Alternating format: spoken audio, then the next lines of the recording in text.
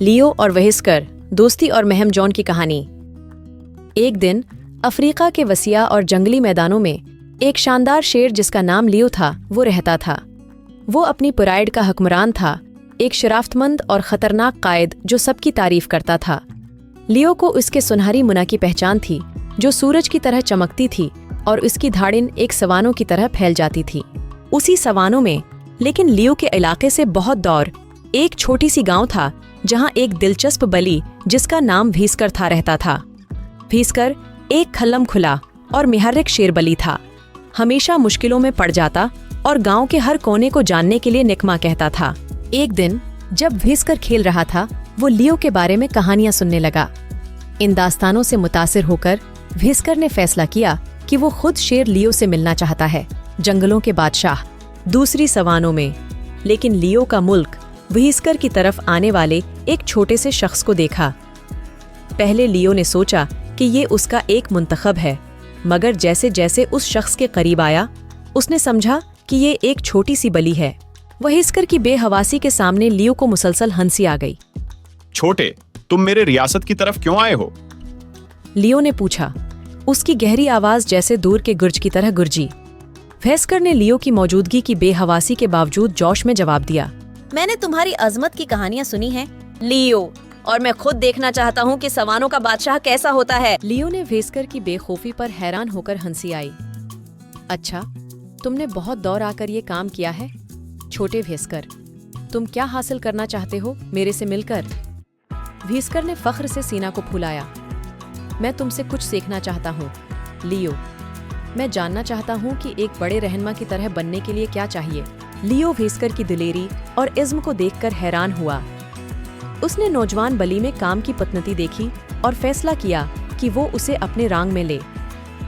ठीक है भीस्कर, अगर तुम सीखने के लिए तैयार हो तो मैं तुम्हें सब कुछ सिखाऊंगा जो मैं एक रहनुमा होने के बारे में जानता हूँ।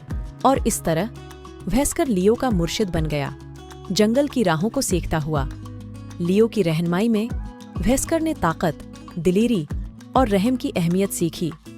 उसने सीखा कि कैसे शिकार किया जाए, अपनी इलाके की हिफाजत की जाए और नेकी और दानाई के साथ रहनुमाई की जाए। दिन भर माह भर में बदलते गए। भीस्कर एक अमदा जवान बल्ली बन गया जिसे जानने वालों ने सराहा। वो लियो के लिए एक भरोसामंद मुशीर बन गया जो इंसाफ और दानाई के साथ प्राइड को हुकूमत करने में मदद करता था। लेकिन एक दिन जंगल में बदहाली का वक्त आ गया। एक शदीद खश्की ने मुल्क को घेर लिया। जवाबदीदा हो जाते हैं और घास सूख जाती हैं। जंगल के जानवर भूख से तड़प रहे थे और नामीदी हो रही थी। लियो को मालूम हो गया कि वो अपने मुमल्लकत को बचाने के लिए कुछ करना होगा। भीस्कर को मड़कर देखते हुए उसने कहा, हमें जंगल को बरसात वापस लाने का तरीका निकालना होगा। क्या तुम मेरी मदद करोगे भीस्कर? बगैर किसी हैफ भीस्कर ने सिर हिलाया। उनका साथ देते हुए वो अपनी जानिबदारी में जंगल को बचाने के लिए कोशिश करते हुए निकले। उनके सफर में बहुत से खतरात और मुसीबतें आईं, फरेबी हुनर के शेर, धोखाधड़ टहलने और तेज गर्मी। लेकिन भीस्कर और लियो ने अपने अज़्म व हौसले को बढ़ाना जारी रखा। उनका रिश्ता हर रोज मजबूत होता गया। आखिर में बाद इस बहुत सारी कशीदगियों और मुसीबतों के बाद वो खुश्की का दिल एक खशक जमीन तक पहुँचे जहां बादलों को एक बदकार साहिर के जरिए कैद कर दिया गया था। लियो और भीस्कर की ताकत और ज़हीनी को इस्तेमाल करते हुए वो बदकार साहिर का मुकाबला करने के लिए और बादलों को आज़ाद करने के लिए उसे धमकाहट किया।